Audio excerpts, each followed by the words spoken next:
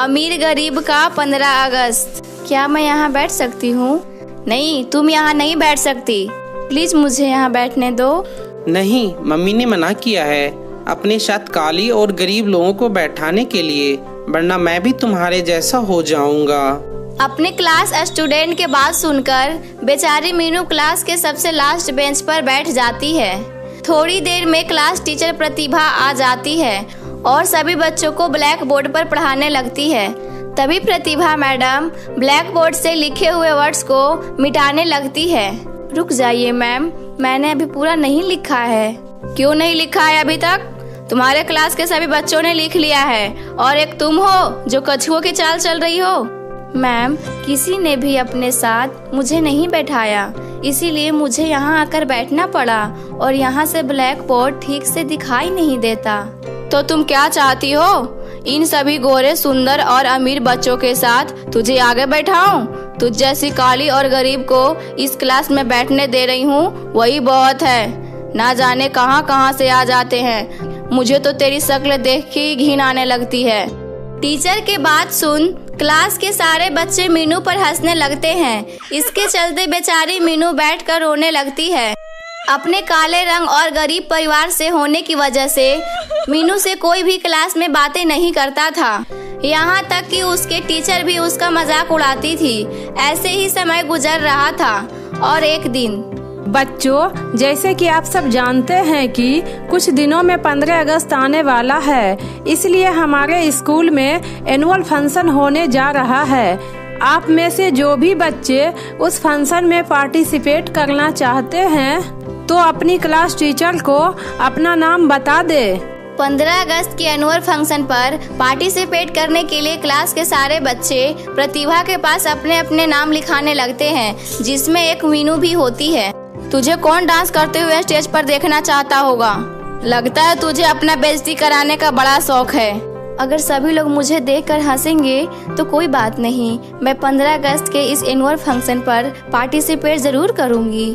प्रतिभा सभी बच्चों का नाम लिखकर अपने क्लासरूम में चली जाती है। प्रतिभा के जाते ही एक बिंदिया नाम की लड़की मीनू के पास आती है। बिंदिया दिखने में काफी ज्यादा सुंदर और अमीर होती है और अमीर होने के साथ साथ वो काफी ज्यादा घमंडी होती है। कितना ज्यादा मजा आएगा ना जब यह काला कौवा स्टेज पर डांस करेगा। बिंदिया, तुम क्यों बार बार मेरा मजाक उड़ाती हो? अरे, जिसकी शक्ल ही ऐसी है मजाक उड़ाने की, तो भला हम इसमें क्या कर सकते हैं। बिंदिया और सारे क्लास के बच्चे मीनू को देखकर हंसने लगते हैं। इसे देखकर मीनू अपना स्कूल बैग उठाती है और प्लेग्राउंड में जाकर रोने लगती है। मेरा मजाक उड़ाना है तो उड़ा लो ना, लेकिन देखना मेरा परफॉर्मेंस सबसे अच्छा होगा। सब मेरे लिए जोर जोर से तालियां बजाएंगे।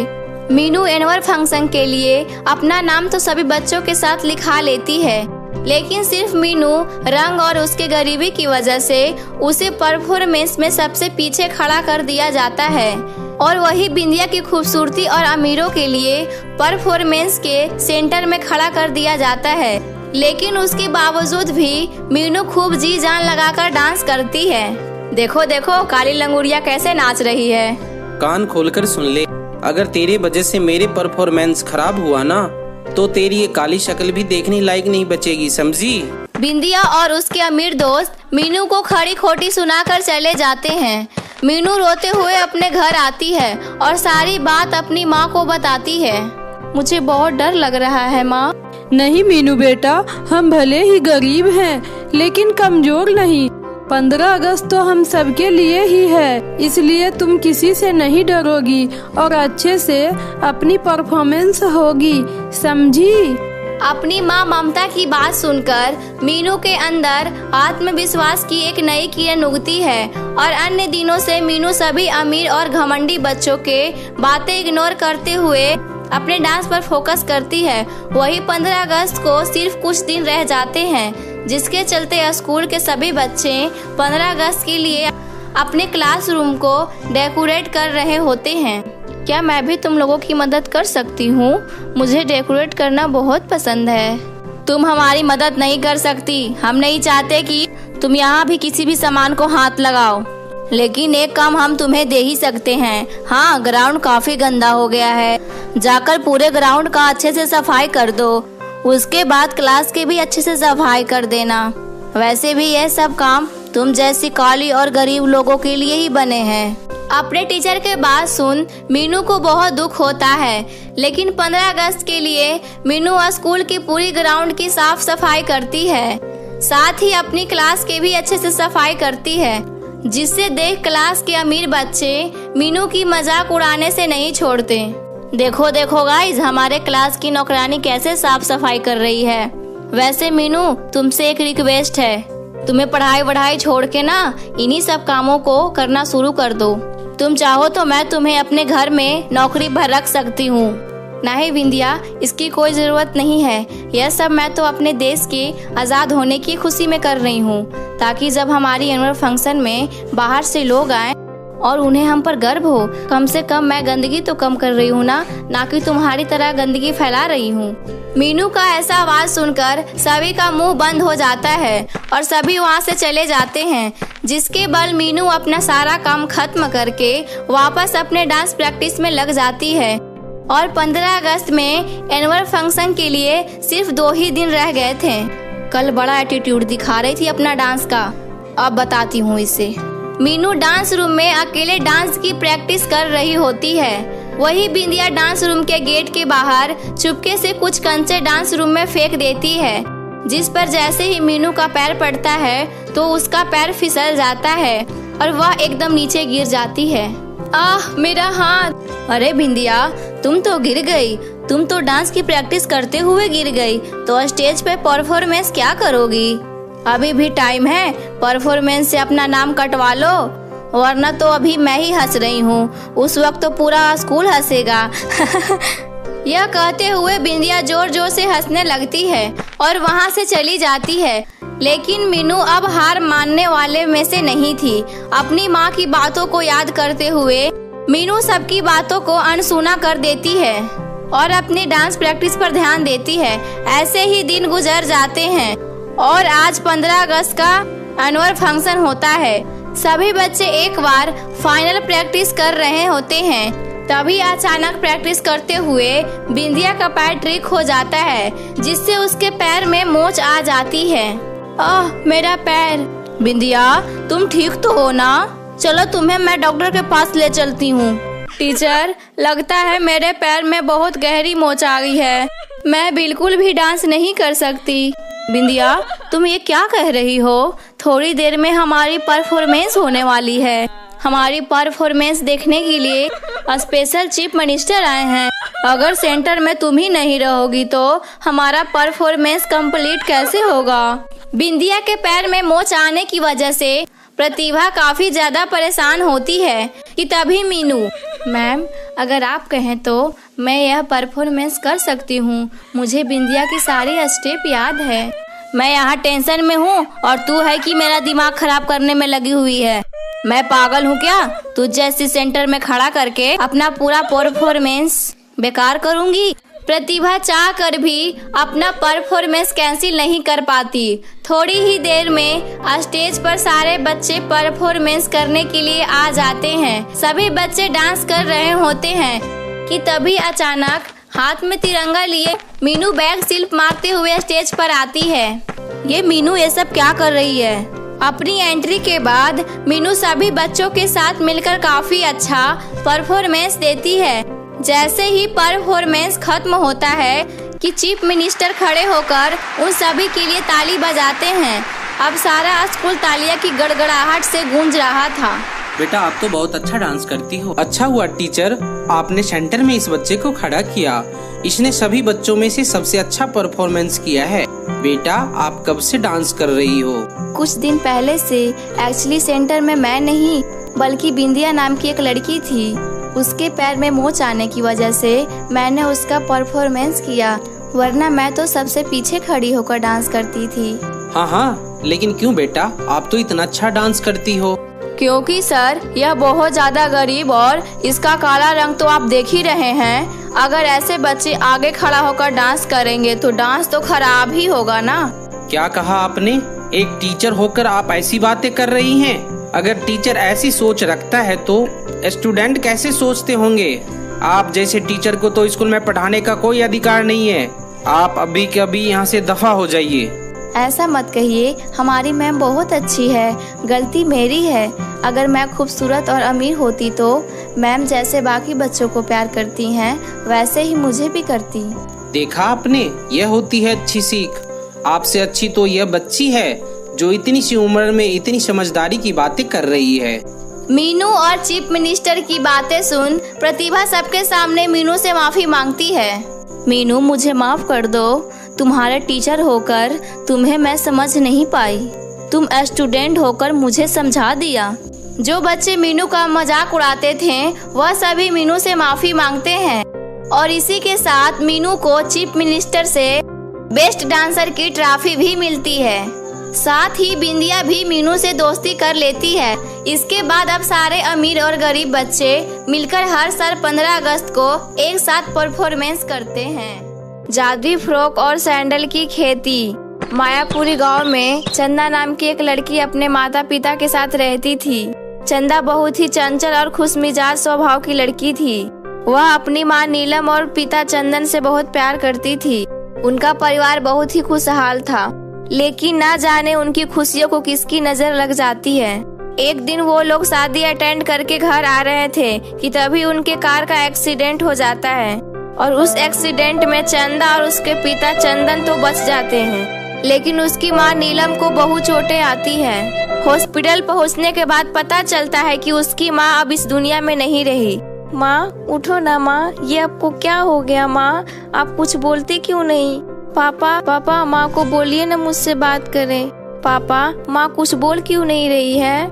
माँ, आप मुझे ऐसे छोड़कर नहीं जा सकती। माँ प्लीज वापस आ जाओ, मैं आपके बिना नहीं रह सकती, प्लीज माँ। अब मुझे कौन अपने हाथों से खाना खिलाएगा? अब कौन मेरा ध्यान रखेगा माँ? चंदा का रो रो कर बुरा हाल हो गया था। चंदन अपनी बेटी की यह हालत देखकर उसकी आंखों में भी आंसू आ जाता है। वह अपनी बेटी को समझाने की बहुत कोशिश करता है, लेकिन चंदा एक ही जिद लगाकर बैठी थी, मुझे माँ वापस ला कर दो। 1 महीना हो जाता है, लेकिन चंदा के चेहरे से हंसी जैसे गायब ही हो जाती है। वह किसी से भी बात नहीं करती है, ना ही कुछ बोलती है। अपनी बेटी की यह हालत देखकर उसके पिता चंदन को बहुत ही दुख होता है और वह दूसरी शादी करने का सोचता है ताकि चंदा को माँ की कमी महसूस ना हो। चंदन एक दिन ललिता नाम की एक दूसरी औरत से शादी कर लेता है। ललिता की एक पहले से ही बेटी होती है, टीना। चंदन शादी के बाद ललिता और उसकी बेटी को अपने साथ अपने घर ले आता है और अपनी बेटी से कहता है, चंदा बेटा, देखो तुमसे मिलने कौन आया है। बेटा, ये अब से आपकी नई माँ है और अब से यही आपका ख्याल रखेगी और आपको प्यार करेगी और साथ में आपको आपकी दोस्त जैसी प्यारी बहन भी मिली है, टीना। अब से आप दोनों एक साथ खेलना। पर पापा, ये तो सौतेली माँ है ना, और सौतेली माँ तो बहुत बुरी होती है। ऐसे नहीं कहते बेटा, ये माँ बहुत अच्छी है। लेकिन चंदा मुंह लटकाकर वहाँ से अपने कमरे में चली जाती है। आप परेशान मत होइए जी, मैं देखती हूँ। और फिर ललिता चंदा के कमरे में जाती है। चंदा बेटा, कैसी हो आप?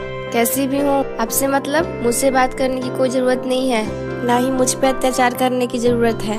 अगर आपने मुझे परेशान करने की सोची भी तो मैं आपके हाथ तोड़ दूंगी, समझ गई? मुझसे दूर रहो आप। बाप रे, अपनी माँ पर इतना गुस्सा? तुम मेरी माँ नहीं हो, सौतेली माँ हो, और सौतेली माँ बुरी होती है। अच्छा बाबा, ठीक है। सुनो, मैं तुम्हारी सौतेली माँ नहीं बल्कि सगी माँ की तरह हूँ। तुम मुझे सिर्फ माँ कहकर बुलाना। मैं तुमसे वादा करती हूँ, मैं तुम्हें कभी परेशान नहीं करूँगी। चंदा बेटा, मेरे पास आओ मेरी बच्ची। माँ, सच में माँ? और फिर दोनों खुशी खुशी गले मिलते हैं। ललिता चंदा को बहुत ज्यादा प्यार करती है और कुछ ही दिनों में चंदा ललिता से पूरी तरह घुल मिल जाती है। उसे ललिता में अपनी सगी माँ सी ममता दिखाई देती है। अब ललिता अपनी बेटी टीना और चंदा को एक समान प्यार करती है। वो दोनों बहनों में किसी भी तरह का कोई भेदभाव नहीं करती है। लेकिन कुछ ही दिनों में टीना को चंदा से बहुत ही ज्यादा जलन होने लगती है कि आखिर क्यों माँ चंदा को इतना प्यार कर रही है। एक दिन ललिता चंदा के लिए बहुत ही सुंदर फ्रॉक लेकर आती है, जिसे देखकर टीना कहती है, माँ, मुझे धीरे धीरे अब सब समझ में आ रहा है। अब आप मुझसे बिल्कुल भी प्यार नहीं करती। सारा प्यार इस मनुष्य चंदा से करती हो। देखो तो आप इसके लिए कितना सुंदर फ्रॉक लेकर आई हो, और मेरे लिए तो कुछ भी नहीं। ऐसा लगता है जैसे मैं आपकी सौतेली बेटी हूँ और यह चंदा की बच्ची आपकी सगी बेटी हो। टीना, यह तुम कैसी बातें कर रही हो? मैंने कभी भी चंदा और तुम में कोई फर्क नहीं किया। मैं तुम दोनों को एक समान ही प्यार करती हूँ। कल मैं तुम्हारे लिए भी तो फ्रॉक लेकर आई थी। कल चंदा के लिए नहीं मिला था, इसलिए उसके लिए आज फ्रॉक लेकर आई हूँ। फिर तुम्हें ऐसा क्यों लग रहा है कि मैं तुम्हें प्यार नहीं करती? हाँ, आप मुझे प्यार नहीं करती हो। जब देखो इस चंदा के आगे पीछे घूमती रहती हो। यह सब सुनकर चंदा बोलती है, टीना मेरी बहन, प्लीज माँ से इस तरह बात मत करो। तुम्हें अगर ये फ्रॉक अच्छा लग रहा है तो इसे तुम रख लो, मैं फिर कभी फ्रॉक ले लूंगी। वाह चंदा, कितनी भोली बन रही है तू, जैसे कि तूने कुछ किया ही नहीं हो। पहले मेरी माँ मुझसे कितना प्यार किया करती थी, पर जब से तुम्हारा साया हमारी जिंदगी पे पड़ा है तब से माँ मुझसे बिल्कुल भी प्यार नहीं करती। ये सब तुम्हारी वजह से हुआ है और मैं इसके लिए तुम्हें कभी माफ नहीं करूँगी। इतना बोलकर टीना गुस्से से वहाँ से चली जाती है। ललिता अपनी बेटी को समझाने की बहुत कोशिश करती है, लेकिन टीना के मन में चंदा के लिए पल रही नफरत दिन पर दिन बढ़ती चली जाती है। चंदा और टीना एक ही कॉलेज में पढ़ाई किया करती थी। एक दिन उसके कॉलेज में डांस कंपटीशन का प्रोग्राम आयोजित किया गया, जिसमें भाग लेने के लिए चंदा और टीना दोनों अपना नाम दर्ज कराया, क्योंकि दोनों बहनों को डांस करना बहुत ज्यादा पसंद था। घर आकर चंदा अपने डांस की प्रैक्टिस में लग जाती है। तभी टीना उसे डांस करते हुए देख लेती है। अरे नहीं, ये चंदा की बच्ची कितना अच्छा डांस कर रही है। अगर ये कंपटीशन में डांस करेगी तो मैं कभी नहीं जीत पाऊंगी। मुझे किसी भी कीमत पर इसे उस कंपटीशन में हिस्सा लेने से रोकना होगा, तभी मैं इस कंपटीशन को जीतकर मुंबई जाने का अपना बचपन का सपना साकार कर पाऊंगी, और मैं अपने सपनों को पूरा करने के लिए किसी भी हद से गुजर सकती हूँ। ऐसा सोचकर टीना एक खतरनाक प्लान बनाती है और चंदा को अपने साथ घूमने के लिए ले जाती है। चंदा भी खुशी खुशी टीना के साथ घूमने चली जाती है। तभी टीना मौका देकर एक तेज रफ्तार से आ रही गाड़ी के आगे चंदा को जोर से धक्का दे देती है, लेकिन खुशकिस्मती से चंदा दूर जाकर गिर जाती है और गलती से टीना का पैर उस कार के नीचे आ जाता है, जिसकी वजह से उसका दोनों पैर कट जाता है और वह जोर जोर से रोने लगती है। तभी चंदा कहती है, टीना मेरी बहन, ये सब तुम मेरे साथ करना चाहती थी ना, और देखो ये सब तुम्हारे ही साथ हो गया। तुम्हारी नफरत ने तुम्हें आज कहाँ पहुँचा दिया।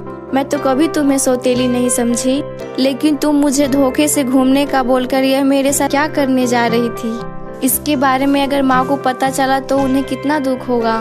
टीना को अपने किए पर बहुत ही ज्यादा पछतावा हो रहा था। वह रोते हुए चंदा से माफी मांगती है। चंदा अपनी बहन को व्हील चेयर पर बैठाकर घर ले आती है। टीना की यह हालत देखकर ललिता को भी बहुत दुख होता है। उस दिन से टीना की जिंदगी दुखों से भर जाती है। वह अब पहले की तरह कुछ भी नहीं कर सकती थी। एक दिन चंदा कहीं जा रही थी, तभी उसने गांव में कुछ लड़कियों को बातें करते हुए सुनी। तुम्हें पता है मोनी, नदी के पीछे जो काली पहाड़ी है, उसी पहाड़ी के पीछे वाले जंगल में जादुई फ्रॉक और सैंडल की खेती होती है।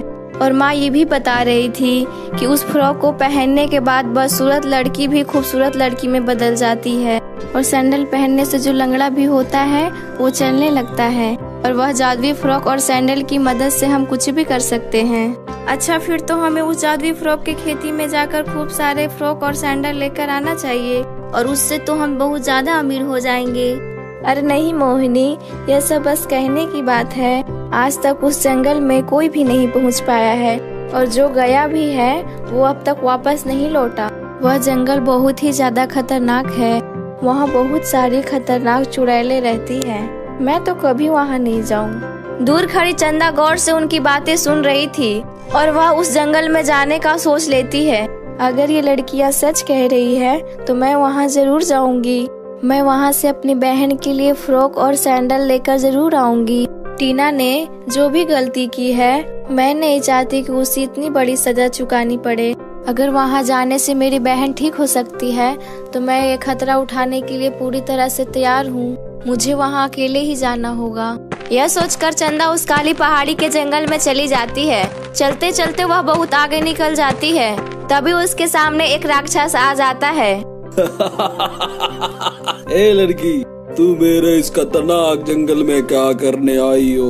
क्या तुझे किसी ने बताया नहीं कि यह जंगल कितना खतरनाक है? यहाँ जो भी आता है यहाँ से जिंदा बचकर नहीं जाता। फिर तू यहाँ क्यों खुद को मौत के मुंह में धकेलने आई हो? कहीं तू जादुई फ्रॉक और सैंडल के खेतों से फ्रॉक और सैंडल तो नहीं लेने आई है? अगर तू यहाँ फ्रॉक और सैंडल के लालच में आई हो तो तू बहुत ही गलत जगह आ गई हो। तू अब यहाँ से जिंदा वापस नहीं जा पाएगी। हा हा हा हा हा। राक्षस जी, अगर आपको मुझे मारकर खुशी मिलेगी तो आप बेशक मेरी जान ले लीजिए, लेकिन उससे पहले आप मेरी एक मदद कर दो। आप मुझे उस जादुई फ्रॉक और सैंडल के खेतों से एक फ्रॉक और सैंडल लेकर मुझे दे दो। मुझे एक बार अपनी बहन से मिल लेने दो, फिर आप मेरे साथ जो चाहे वो कर सकते हो। तुम पहली लड़की हो जो यहाँ लालच से नहीं बल्कि अपनी बहन के प्यार में अंधी होकर यहाँ आई हो।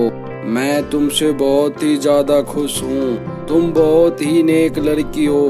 जादुई खेत तक पहुँचना इतना आसान नहीं है, लेकिन तुम चिंता मत करो, मैं तुम्हें उस जादुई फ्रॉक और सैंडल के खेत तक पहुँचाऊंगा।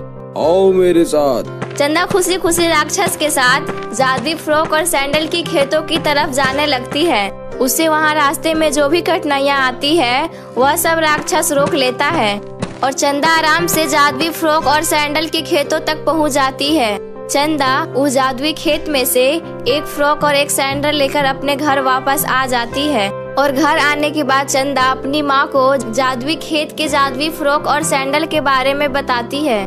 क्या चंदा मेरी बेटी, तू काली पहाड़ी वाले उस खतरनाक जंगल में गई थी? वहाँ से तो आज तक कोई भी बचकर वापस नहीं आया है। मेरी बेटी, तुम ठीक तो हो ना? तुम्हें कोई चोट तो नहीं आई? नहीं माँ, मैं बिल्कुल ठीक हूँ, आप परेशान मत होइए। मैंने जरूर पिछले जन्म में कोई अच्छे काम किए होंगे, तभी मुझे इस जन्म में बेटी के रूप में तुम मिली हो। देखा टीना, जिस सौतेली बहन से तू इतनी नफरत करती थी वह आज तुम्हारे लिए मौत के मुंह से जाकर जादुई फ्रॉक और सैंडल लेकर आई है। इतना सुनकर टीना की आंखों में आंसू आ जाता है। चंदा मेरी बहन, मुझे माफ कर दो, मैंने कभी तुम्हारे प्यार को नहीं समझा। मैं स्वार्थी हो गई थी, जिस वजह से मैंने तुम्हारे साथ बहुत गलत किया। मुझे माफ कर दो मेरी बहन। मैं तो तुम्हारी जान लेने जा रही थी और तुम आज ये फ्रॉक और सैंडल लाकर मुझे दोबारा से जीवन दान दे रही हो। सच में तुम बहुत महान हो मेरी बहन। मैं तुम्हारी जैसी बहन पाकर धन्य हो गई। मुझे माफ कर दो मेरी बहन। टीना मेरी बहन, जो हुआ वो भूल जाओ। अब जल्दी से ये सैंडल और फ्रॉक पहन कर दिखाओ। अभी तो हमें डांस कंपटीशन में भी जाना है और साथ मिलकर खूब सारी मस्तियाँ भी करनी है। टीना जैसे ही जादुई फ्रॉक और सैंडल पहनती है वह पूरी तरीके से ठीक हो जाती है। टीना को पहले की तरह ठीक देखकर सभी बहुत खुश होते हैं और फिर सभी मिलजुल कर एक साथ प्यार से रहने लगते हैं।